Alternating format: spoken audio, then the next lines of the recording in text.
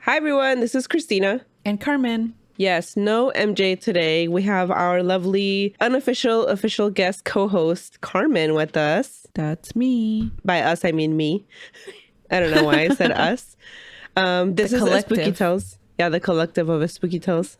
Yeah. Yeah, this is Espooky Tales, the podcast for all things spooky, and apparently where we trigger people's ADHD.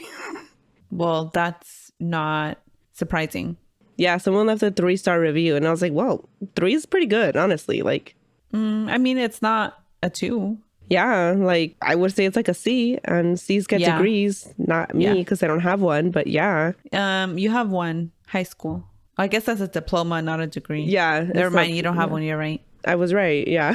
Yeah, sorry. It's okay. Yeah, someone left a 3-star review that they like had been listening for a year, and like that they tried to give us a chance, but we have like too many side quests. For a whole year? I'm like, that's a long time. Girl, I would have given up way before. I would have gave up like 2 episodes or something, if that. Same. So thank you for trying for so long. That means a lot. And I'm sorry. Sorry, we can't be better for you.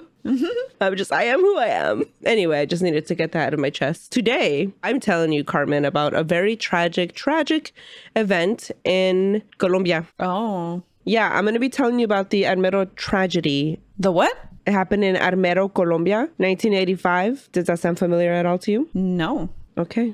Very tragic event. Also, I'm sorry. I still sound very sick. I'm better, but somehow, ever since I got COVID, my illnesses last like a month and a half or something. Wow. I'm sure you've noticed. I have. Yeah. So before we get into that, though, I do have a listener story. And if you have a story that you want to send into the podcast, please do. You can email spookytales@gmail.com. You can DM it on socials. This was sent in via Instagram. That's always an option. Although I do prefer email, I will add, because it's easier to keep track of what I've read, even though I'm also not good at that. Wow. Don't judge me, Carmen. Okay, anyway, this was sent in via Instagram titled, "My brother saw a lechuza." Growing up, we lived in the country outside of Austin. It was pretty solitary out there. We had a neighbor that was a little ways from home. My mom was in Mexico, so at the time, it was only my brother and my dad at home. My brother smoked cigarettes and was either too lazy or too scared to walk out to the front door. One night, he opened the window and put a chair outside to use as a step. It was around 11 p.m. He said he was outside smoking when he heard a whistle come from the direction of the neighbor's house. He thought nothing of it. He continued smoking when out of the corner of his eye, he saw something fly to the backyard and whistled loud. The thing flew over the house and sat directly in front of him on the power line. He said it was huge. It looked 5 feet tall and weighed down the power line. He took another drag of his cigarette before thinking it's time to go inside. Oh, I like how he got one more. Yeah, right? Drag. Yeah. Necessary, very necessary. As he started to climb into the window, the lechuza whistled and he closed the window. It flew by again, whistling. He was scared and later told my mom when she returned from her trip. She said the lechuza was there because he was up to no good. Of course. Leave it to a Mexican mom to be like, well, that's what you get. I would expect nothing less. Yeah, exactly. The listeners ended this by saying, "That's all. Colorín colorado, este cuento se ha acabado." And I'm like, oh my God, I haven't heard that in so long. Love it. And then she said, my grandparents would say that growing up. Love your podcast. Yes, thank you for sending that in. Also love the way that you entered your story. Also, yeah, the lechuza was probably there because he was outside smoking. Yeah. No other reason. I can't believe it was 5 feet. They say she's huge. There's only one lechuza? Sometimes they say it's one and sometimes it's like a bunch of witches that turn. Oh, it's because they said she's huge. And I was like... Well, because like there's like the main legend, and the main legend, the lechuza is huge. But then people also say that brujas shapeshift into normal looking owls that are small. And they're also lechuzas? Mm-hmm. Okay. Yeah, I think. But this was the main one. If she was 5 feet tall. I think she was the main one. Yeah. Look at her traveling. She does. She gets around. They all do. They all do. Can you get better, please? I don't know how. Sorry, there's a lot of pauses in between, and it's hard to tell because of the editing, but I've been drinking. I paused like 10 seconds drinking water just because my throat. It's been like 2 weeks. I'm over it. As are we. Yeah, someone told me to take vitamin D and zinc every day. Oh, I heard that helps shorten colds. Okay, well, I gotta start doing that. I gotta do something because I'm dying every other month and I hate it. Yeah. Oh, I also forgot to say, but you can also call our spooky hotline and leave your scary story there, or you can record a voice note and email it. Those are options too. And yeah, send in your stories. Now on to today's topic, the Armero Tragedy. Actually, before I start talking about the topic, you're not on TikTok much, and I don't know if this has made it over to Instagram yet, but there's this sound going around TikTok that's been stuck in my head. Someone goes, ka-chow, and then she starts singing La Guadalupana, La Guadalupana. I have not seen that. Oh my God, that's just been stuck in my head ever since I saw it like 2 days ago. It's so good. The original person is like this Mexican girl. Someone asks her like where she's from, and she's like, ¿De dónde soy? ¿De dónde soy? And she like wraps herself around a blanket or a robe or something. She says, ka-chow, and starts singing La Guadalupana. And she turns around and like La Virgen Maria's on the back of her like cloak or whatever she puts on. And then people took that as a sound, and now they're just like, ka-chow. It's stuck in my head. I needed to get that out of my system. Before we talk about this very depressing story. Oh, man. Yeah, it's terrible. I came here for spookiness. What is this? No, I came for fake spookiness, not for tragedies. So we can just end this now and I'm leaving. Goodbye. You can't. You cannot. Sometimes therein the spookiness lies tragedy. Don't roll your eyes at me. Fine. I think once I start talking about it, you're going to recognize this natural disaster is what it is. Oh, okay. A natural disaster that occurred in Colombia. And now they say that the town that it happened in is haunted, which I had not heard. Okay. So yes, the Armero Tragedy, that's what I'm going to be telling you about today. On November 13th, 1985, the town of Armero, Colombia as a country changed forever. An event known today as La Tragedia de Armero or Armero Tragedy took place. And this is when the Nevado del Ruiz Volcano erupted. The volcano is 80 miles from the capital of Colombia, Bogota, yes. So the volcano's part of the Andes mountain range. I'm sure everyone's heard of the Andes. Yes. There's another 4 close volcanoes nearby. And we're going to take a trip to 9th grade earth science right now. Or whenever we first learned about volcanoes. I don't remember when that was. I can't tell you. I have it cemented in that it was like 9th grade because that's when we used to torment poor Mr. Diaz.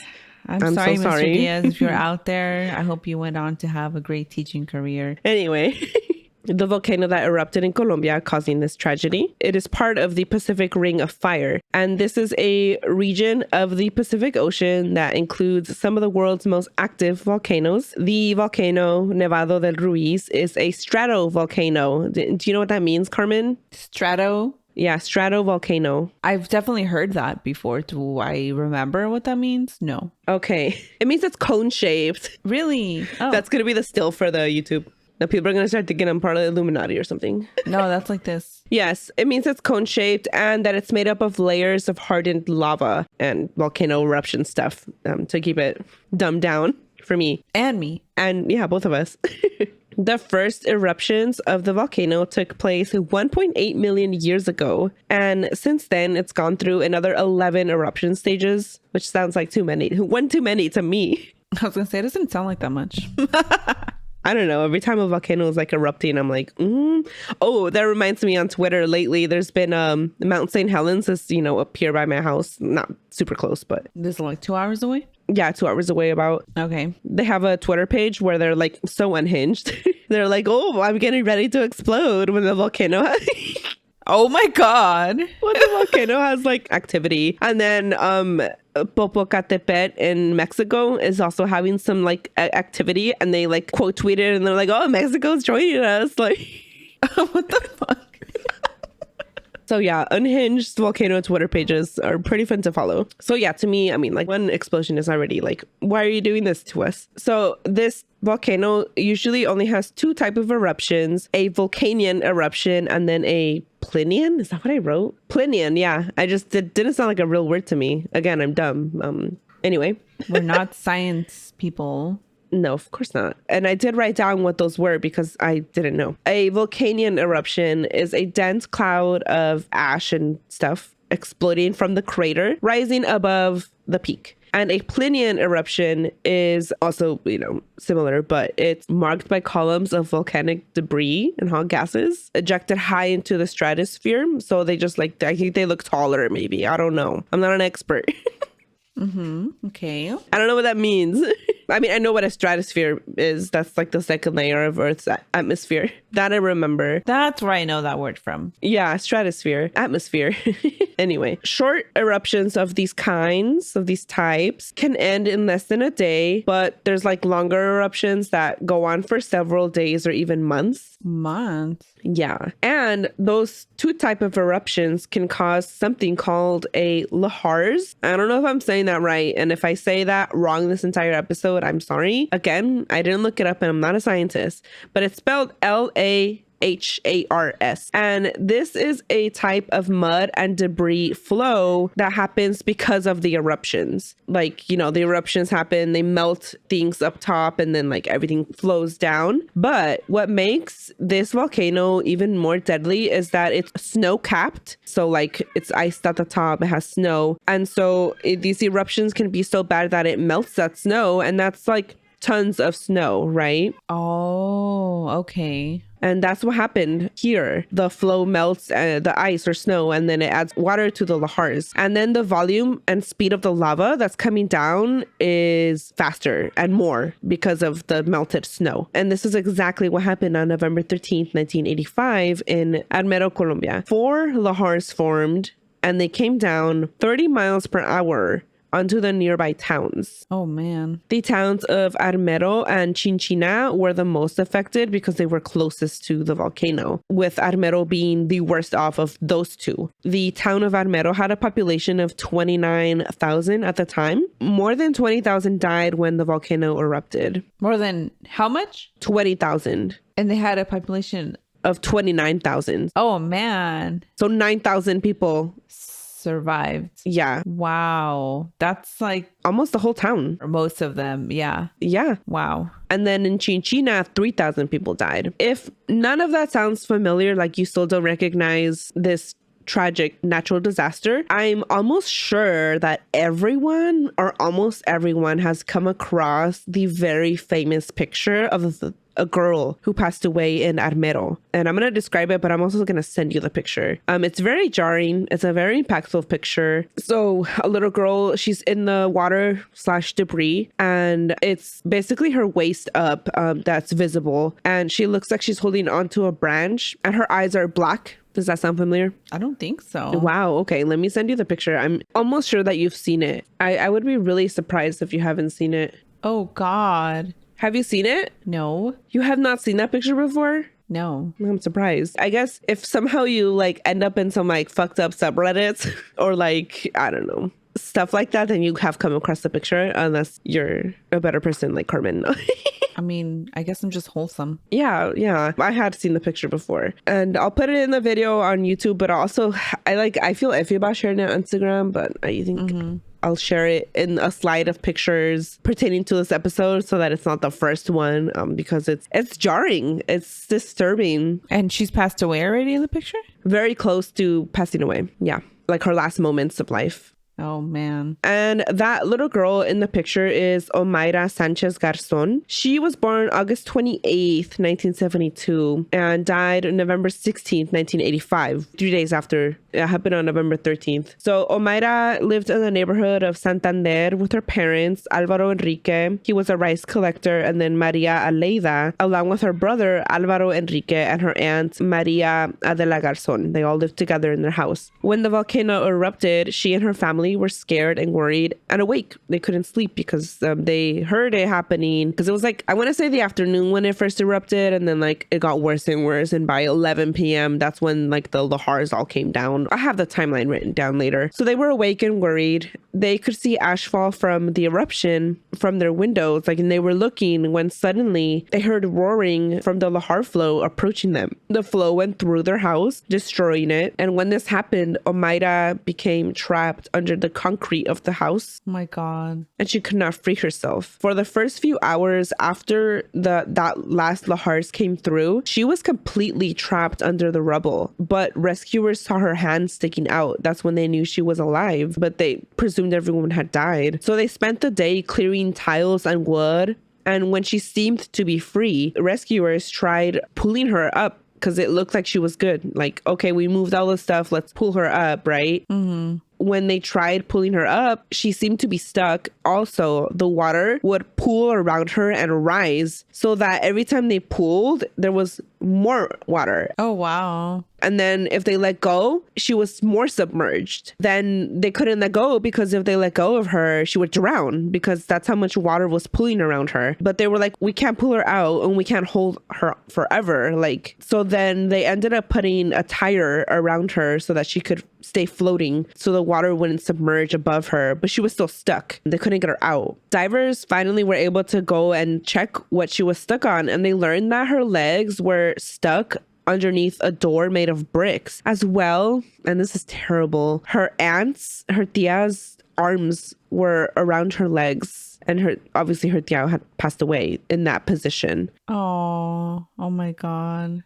Truly dreadful. And then the way that her knees were, or her legs were stuck, was like in a kneeling position. Her knees were, bent back behind her like she was kneeling, and the door was over her legs, and then her aunt was underneath that, grabbing onto her legs. Oh my God. Truly, truly dreadful. Doctors were worrying that in pulling her up, they would break both her legs. But also they thought maybe we can amputate her legs and then get her out. But they didn't have any equipment to even try that or to treat her because it could cause infections, amputating someone underwater. Like, they're like, how would we even do that? We've never done this. Like, there's just no way. Yeah. They didn't have the equipment. So there was no way to get her out. They could do nothing but watch her die, which is just terrible. After 60 hours stuck like this, she died either due to gangrene or hypothermia. Oh my God. That's so horrible. It is such a horrible way to go. It sounds so painful. But while she was trapped, she was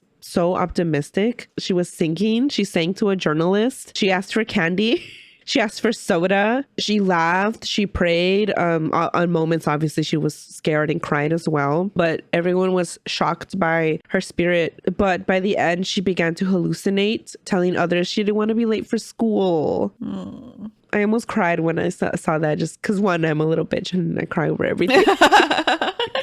But two, that is just she was a child, and that's like such a little kid thing to just... I feel like crying right now. I know. I feel like crying too. It's such an innocent hallucination / thought. Like, in her last moments, she's like, oh, I don't want to be late because I don't know. It's just terrifying and so sad. And then she also was worried about a math test.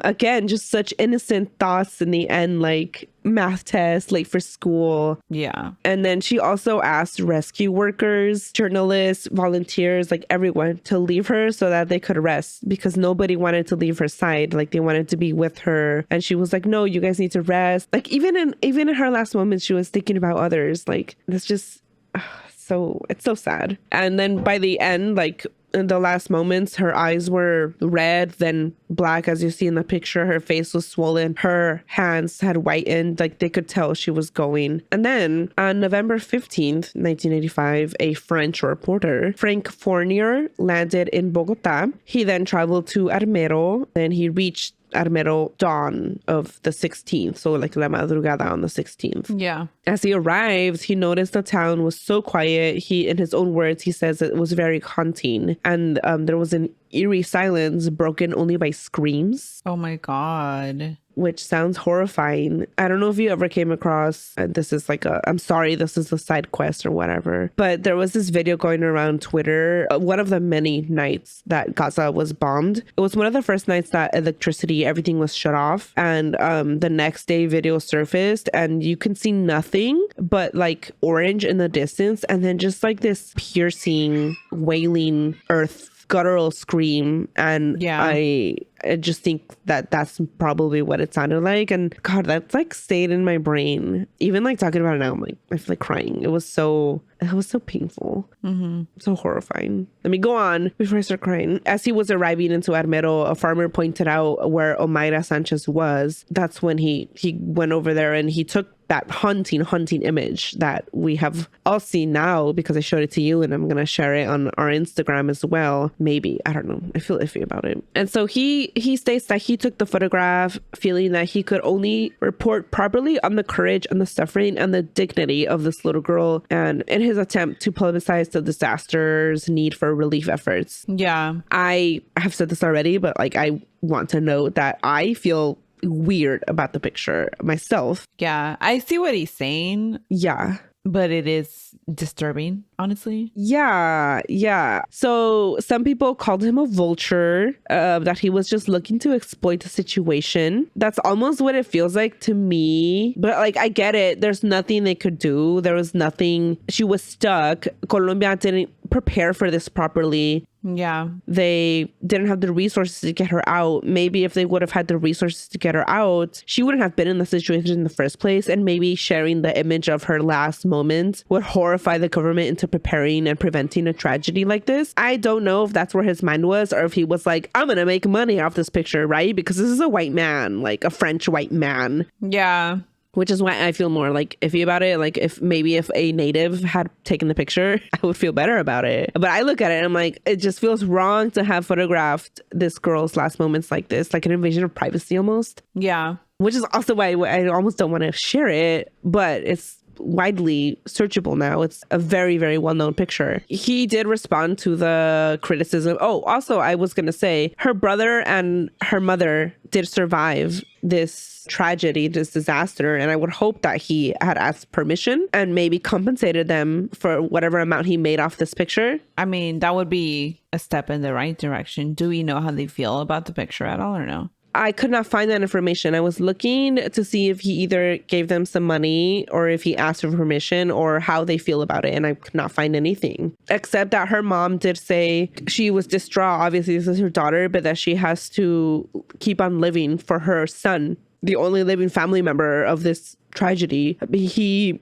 lost a finger, but alive, you know? And so she's like, I had to keep living for him. I did find that, but I couldn't find anything else about the picture, except his thoughts when he was called a vulture for taking the picture. He responded with, I felt the story was important for me to report, and I was happier that there was some reaction. It would have been worse if people had not cared about it. I believe the photo helped raise money from around the world and aid, and helped highlight the irresponsibility and lack of courage of the country's leaders. So like at the same time, I can see that. Yeah. But again, I mean, like I already said it, like it feels icky. Yeah. But she did. She became the face of the tragedy, and many were already blaming the government for it, and her story further fueled that sentiment. Mm-hmm.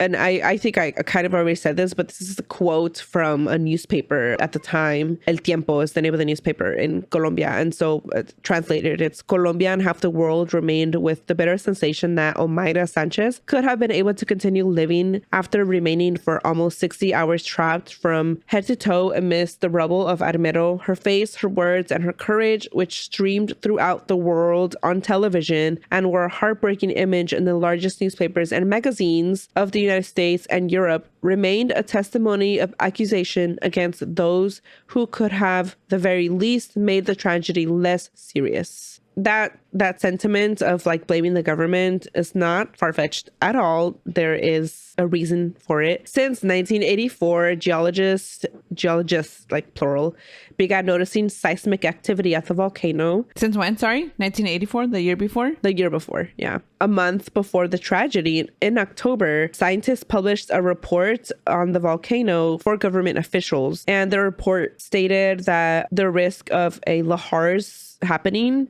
was unusually high. And they also included simple techniques in their reports to prepare for a lahars event. This report was ignored. Oh my God. So yeah. And then on top of that, also in October, there was a hazard map that was finalized at the end of October, far too late. A hazard map was finalized, but the map never reached the people that needed to evacuate the most, the people closest to the volcano. That map that was supposed to show them like, this is where lava is going to flow through and whoever's in these zones needs to go. And they never got that map. Wow. Many survivors told reporters like they never knew this map existed. They never saw it. They never received it. So they didn't know this was going to happen. They had like no warning, even though the scientists or whatever they were told the government with plenty of time in advance. Yes, precisely. And then, so that map that they never saw, that only some people saw, but not the people that needed to see it, it came far too late. And it also wasn't accurate on top of that.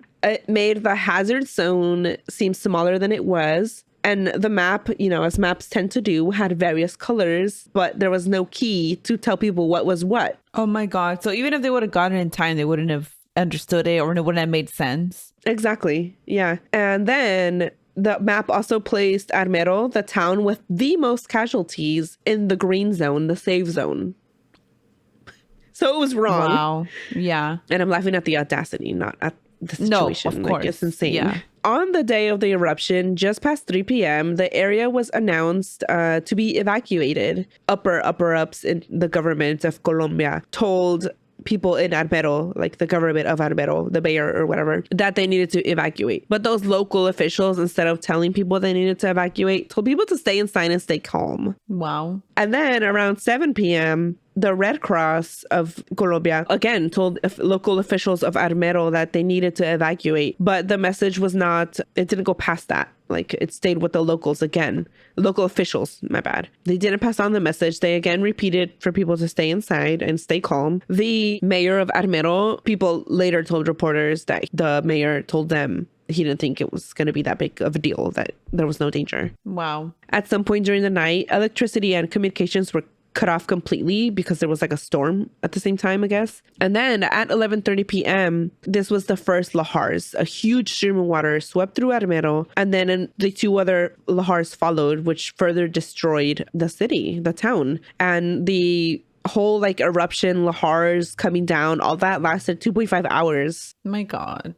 Buildings collapsed, crushing people in their paths, causing debris to rain down, like on top of that, because that's like the other danger, like not the waters themselves, but then as buildings start falling, things start falling from said buildings. Those that were in the lahar's path directly, the lahar came down with boulders and cobbles from the volcano itself, so it would have crushed anyone in its path. Whenever the lahar slowed down, it still contained sharp stones that would have caused lacerations. Oh, wow. Anyone that was in the lahar's path would have either been crushed, would have been cut by all those sharp stones. Mud would have moved into any open body parts, wounds, ears, eyes, mouths, like horrendous. Oh my God, that's horrible. Yeah. And so the pressure of that mud is so fast that it almost immediately causes traumatic asphyxia. So immediately like choking. Oh. Choke or drown. I think it's like same. I mean the same. Yeah. And it would that would happen in 1 to 2 minutes. Oh my God. It was that fast. And this was the second deadliest volcanic disaster of the 20th century. The 1902 eruption of Mount Pelée, that's the first. And it's the 4th deadliest volcanic eruption since the 1500s. Wow. Which is like insane. Yeah. And the deadliest lahar of all time, apparently, and then Colombia's worst natural disaster to date. Armero, the town itself, was never rebuilt after the tragedy. It became a ghost town, whatever remained of it. El Papa Juan Pablo II, Pope John Paul II, flew over Armero when this happened, and then he went to refugee camps and he declared the site a holy land. And like Colombia, like a lot of Latin America, is largely Catholic.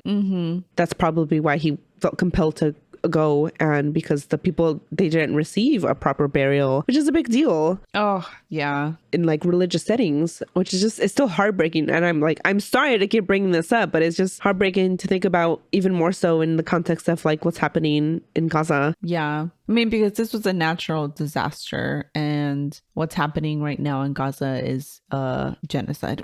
So, and I laugh because people are refusing to see that. At the audacity, yeah. Yes, yeah. And like mass graves is what ends up happening. But these people were like not even buried at all because it was just all crushed by the horrors or, Yeah. And, like I said, it's a ghost town. And of course, the ghost town is said to be haunted, which I didn't know. And I knew about the tragedy and all of that, but I didn't hear stories of it being haunted before. So it's allegedly, people that have been there have heard disembodied lamentations, disembodied screams, especially in what remains of the first floor of the hospital. People that have been there and experienced paranormal activity in the area, they don't, like, none of them said that these ghosts are like trying to scare them on purpose. It's just like people crying for a proper funeral, which would like allow them to, have closure and like move on. Mm-hmm. Yeah. Mm-hmm. And there's a story that a person was traveling and they made a stop in Armero for some reason, out of pure curiosity, apparently. And he took pictures while he was there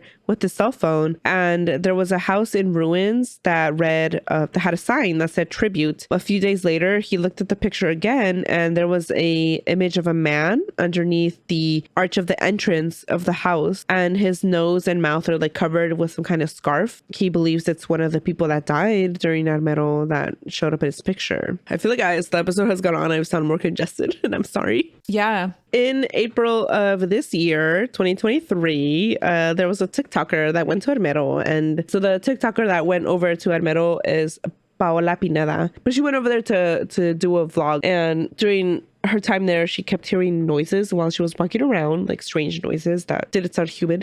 Wow. Apparently, she heard at some point like the voice of a little girl go psst.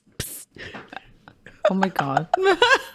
Oh, I don't like it. I don't like it at all. Yeah, she's walking by a building and it's like obviously in ruins. And as she walks by it, you can hear in the video, psst, psst. Obviously this could be like easily doctored or added in, but yeah, her friend's recording is going psst, psst. But her reaction seems genuine. She seems truly scared. Do you want to see it? I'll send it to you. Yeah. Que mucho dinero, ya saben que esta región era muy próspera, la economía era abundante y esto estaba lleno de oro, de plata, esto tenía mucha riqueza. Entonces, oh, a shadow. I could have sworn there was.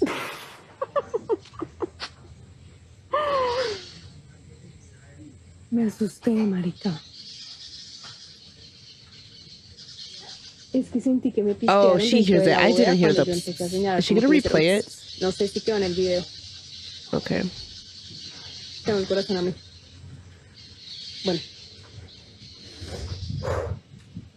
Entonces, aquí, esta bóveda. Frente a todo el mundo, se llevaron todo esto, lo sacaron de ahí porque realmente esto estaba vacío, estaba lleno, completamente lleno para ese momento. Entonces, eso fue como lo único que solo vio. Todavía tengo, creo que estoy temblando.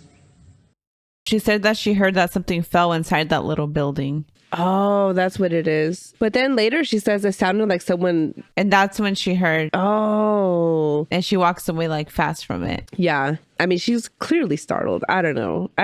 She is startled. Yeah. But yeah, I will put that in the episode as well to see if anyone else can like hear it. Because I don't think we can hear it. I don't think it's like the psst, psst is visible. I think she just says she heard it. Yeah. Yeah. But yeah, that is I wanted to find more paranormal experiences in the town. But I think just even finding that people hear things and this specific one was like, I'm surprised that I even found that. So yeah. Yeah, that was the tragedy of Armero. That was awful. Truly, all of it was horrendous.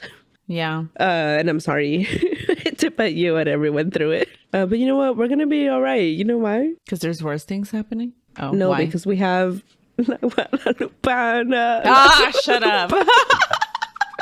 La Guadalupana. I don't even say it with the right tone. It's La Guadalupana, La Guadalupana. You know what? That's what I was missing, the clap. Yeah, you have to clap to really get the feel of it. Yeah, that's why things are terrible, yeah.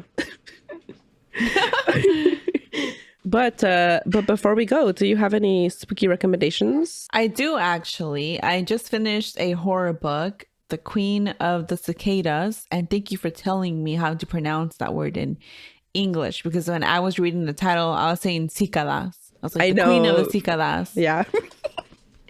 Yeah, and they're not cicadas in Spanish either. No, son chicharas. Yes, yeah, I was about to look it up. It's a book by V. Castro, who we did a book club episode on, The Haunting of Alejandra. And I read another book of hers also. Damn, you're like knocking books out. What's going on? Well, I read the one I'm just gonna mention right now, like earlier in the year. Oh, okay. What was that one called? Damn, I don't remember what it's called. I don't remember. But I do mention it, I think, in one of the... You did say it. I think I have it in. Hold on, let me see. It's the one with like the goddess of Oh, Goddess of Filth. Yes. Okay. Yeah. Yeah, that's what it's called. So I really like her horror books because they're like really fast paced and the spookiness starts like almost right away. And I don't mind it, but they're very similar where it's like a mythical, like Aztec type spirit Oh. or god or goddess that is from, and it's like the goddess is from like another universe or world.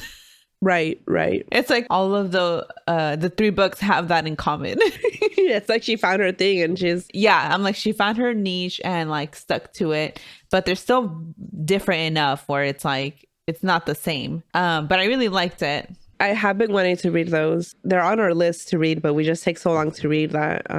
I'd reread it. Oh my god! But you know what I was thinking? Because I don't read a lot of like smutty books. Oh, were you like? It was fine. It didn't make me like uncomfortable or anything.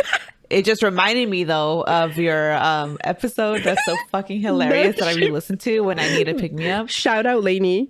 Oh my god! Like, I think that's our most listened to episode now. That shit is so funny. It's because everybody who listened to it, it's like probably re-listening to it because it's so funny. Yeah. Oh my god. I read it, but I only like I didn't pay attention, and I was like, oh, it's a lechuza story. It's a little creepy. But to me, when I first read it, I was like, I mean, it's a little weird, the smuttiness, but then once I was reading it out loud, I was like, oh my God. You didn't realize how smutty it was. Yeah. But only that was cheesy smutty. And in the book, it's not cheesy. It's normal. It's fine. Like, it's normal. Yeah. Because I mean, I've read other books and then they, they're like the story you shared where they describe things like super like, what the fuck? Like no one talks like this. Yeah, people keep mentioning, and I think it was all over Book Talk. It was, what is her name? Sarah J. Maas is in like her book. It's a Court of Thorn and Roses. It's like a series. I don't know who that is. It's like a fairy. I'm saying this all wrong because I read the first two and then I couldn't get past that. You read the first two books in the series? I read the first one and then I started the second one. Oh. And then I stopped the second one because it was just ridiculous to me. But so many people love it. It's like they were like, oh, it's so smutty, blah blah blah. And it's just the way she describes it, like his throbbing member, and you're like, oh my God. His velvet rod. Oh my God, it's like that. Oh my God, yeah. So when it's too much, when it's like ridiculous, then I'm like, I had saved like a thing about it, but I don't remember where it was. Oh, so there's a little bit of that in the book. If that's not your thing, you probably won't like it. It was fine though. It wasn't as bad as it could be. Yeah. It's just repetitive, like those same words. But yeah, there was this thing that was like a comment that I found on Reddit that someone's like, if it's your first SJM book, then you'll find it like the spicy scenes are like good. But then once you start reading the series, you realize how repetitive they are. She uses velvet wrapped steel a lot and like thunder and lightning. Velvet clothed rod. Oh my God. Okay, hold on. There's I don't remember which book it is, but she describes the member as a seal encased in silk. Wow. Oh man, it was like it's repetitive the words. So I was just like, this is, and also I felt like the main girl was like the typical like manic pixie. Not like other girls. Oh, okay, not like other girls. I don't know if they're the same thing actually. No, they're different. Where it's like, oh, I'm so ugly and all my sisters are better than me. But why do these fairy men all love me? Why are they obsessed with me? That's not like other girls. Okay. Yeah, it was like that. It was like that. I don't know if it gets better. I mean, if it's your thing, that's good. I hope that you enjoy her books because she has a lot. So, but that's why I couldn't get past it. Anyway, I don't think I have. Do you have any?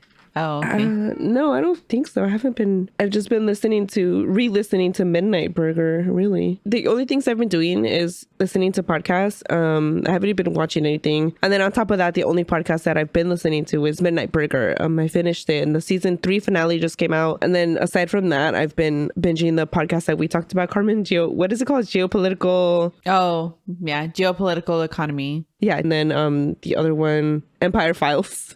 So yeah, I haven't been consuming anything spooky at all, but I will again repeat my same recommendation as last time because I feel like more people should listen to it. But horror story, specifically look for episodes I've worked on. The most recent one is the Heaven's Gate one that I worked on. I listened to that already. Oh, good. And then my favorite one though is probably I don't even know. I really like the one I did on the Signal, and I say I did when I wrote it and like researched, but Edwin records and edits and like does the sound design for them. But Signal broadcast intrusions, I think it's called. It's like when people. Oh yeah. That one was fun. That one was a fun one. But yeah, I mean, people should check that out. But yeah, that's my recommendation. I think. Anything else to add before we go? Do you have anything to plug? Oh, I was gonna say no, I don't think so. But yeah, yes, actually, I do. If you like Latin American history, that you wish you learned about it in school, or just topics like that are overlooked and not known about, then you can check out Historias Unknown with me and Cristina, and that's why it's called Historias Unknown.